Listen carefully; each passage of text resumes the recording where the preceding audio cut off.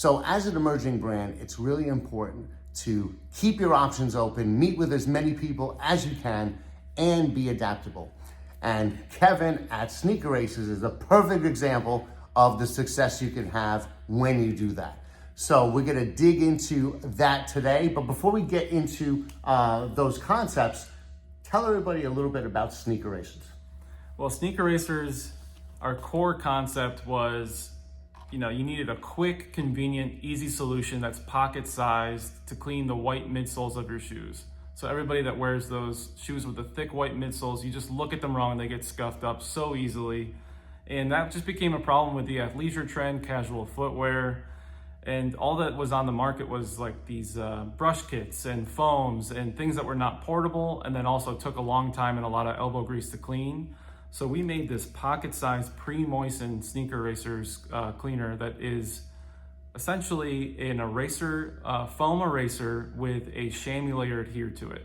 And that was the secret sauce. We had pre-moistened, and it's the perfect travel companion that you can keep in your pocket or your gym bag or your purse. And you can clean up those white midsoles, remove scuff marks really easily. Sneaker wipes they might not get the scuff marks off, and then because they're not abrasive enough. And then the foam kits are just too much work and too much effort, so you can keep this in your suitcase.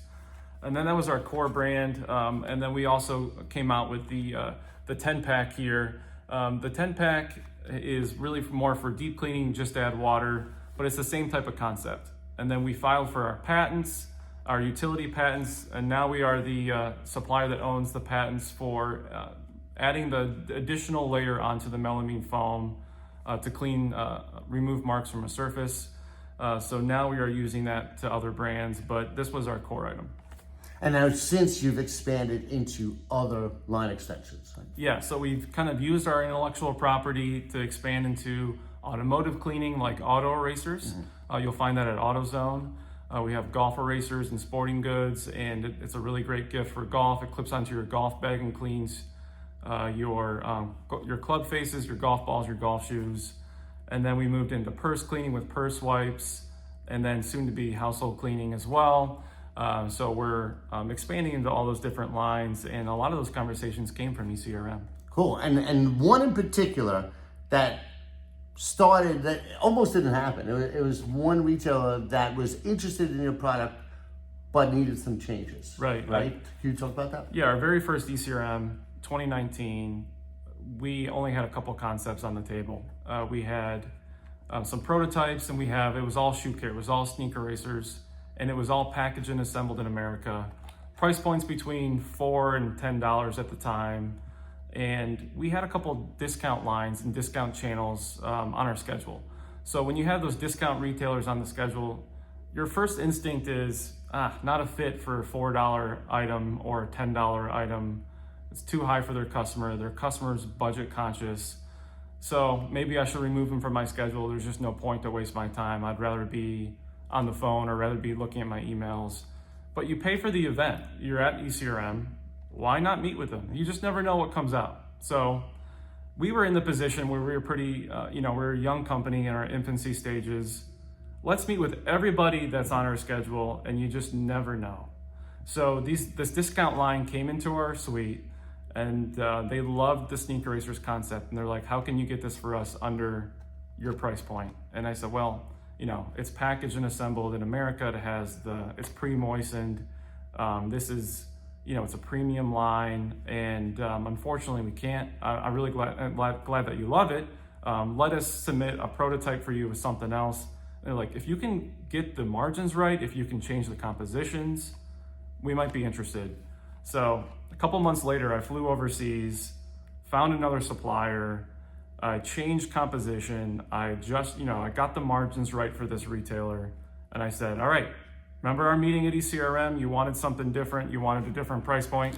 We got it. So we essentially knocked ourselves off. On Shark Tank, Mr. Wonderful says, what if somebody knocks you off? Are you worried about competition? And I said, somebody did knock us off. It was us. So we created, Sneakerasers is our core brand. We created Shoe Eraser. And a lot of people that go into discount lines will see the Shoe Eraser brand And Nielsen actually just told us at the show, #2 brand equity in shoe cleaning in America. So we're really proud of that. This wouldn't have happened without that ECRM meeting that we just thought maybe we should remove it from our schedule. 20-minute meeting, why not take it? It's just 20 minutes, you never know. So we developed something for them. We'll never forget the email when they told us, they tested the item, they loved it. They said, we sold out of all the items on the test in less than 2 weeks. I don't remember that ever happening. When can we get a container of this item? And it's like, our business started to take off. This is a multi-million-dollar 20-minute meeting that we almost removed from the schedule. So it's like, why not just take it? Be open, be adaptable, and you never know what's going to come out of it. So it's just like strategies come out of this conversation. And we can't take all the credit. I mean, you put a lot of work in to make that. You went out there. How much time went into redoing it or coming up with this version? So the meeting was in February, and we had our first container by October. Okay. But it was traveling overseas by myself to a country I'd never been to before. And it was the language barrier. And so you have to take those risks, and you have to decide, is this worth it for our business?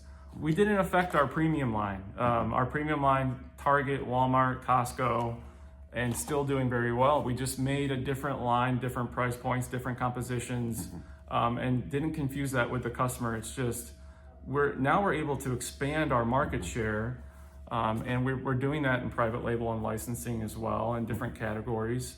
And that's what it's all about, is ECRM. You're expanding what you've done, and in those conversations, a lot of times, even if you don't get a PO or a deal or an agreement in these meetings, you get a new idea that you can take back.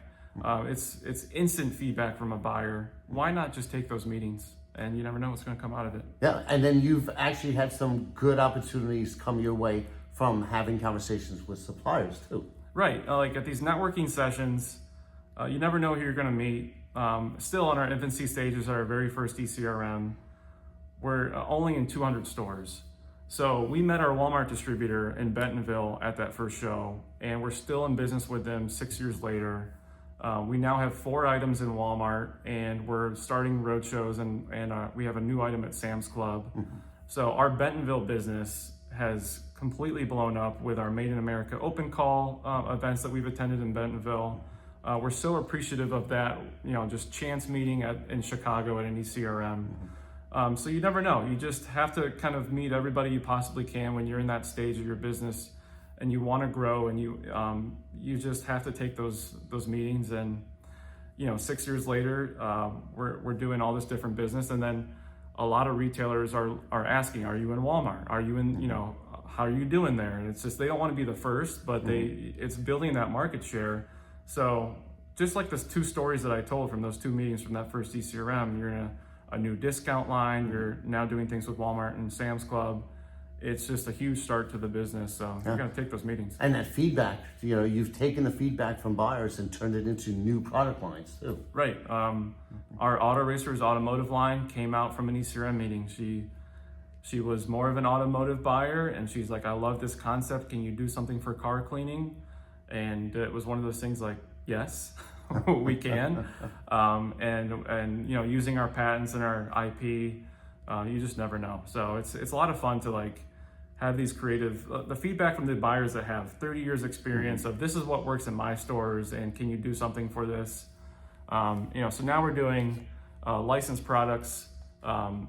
We saw an article about Rugged Shark footwear that did a deal with on Footwear News, and so we reached out to them, and we're doing dorsal fin shaped sponges and cleaners for Shark Week at Walmart now. So it's one of our items at Walmart, Rugged Shark erasers and footwear cleaners. Rugged Shark is a great footwear brand in Walmart. They're expanding to other retailers, but it's a footwear material that cleans up so easily, this PVC footwear. The sponge gets the scuff and the dirt right off the footwear. And you just never know what's going to come out of approaching somebody with these new ideas. But now that we have all this business from ECRM, we're able to kind of confidently go to these types of companies and say, we've done it. We're in Walmart, we're in Target, we do private label, and it's just step by step. But you got to start somewhere. Yeah, awesome. Well, so, make sure, meet with everybody, keep your options open, and listen and get feedback from the buyers. And it's as simple as that, though it's not that simple. Yeah. Well, congratulations on all your success, and thanks Thank for you. joining us again. Thanks, Joe. All right.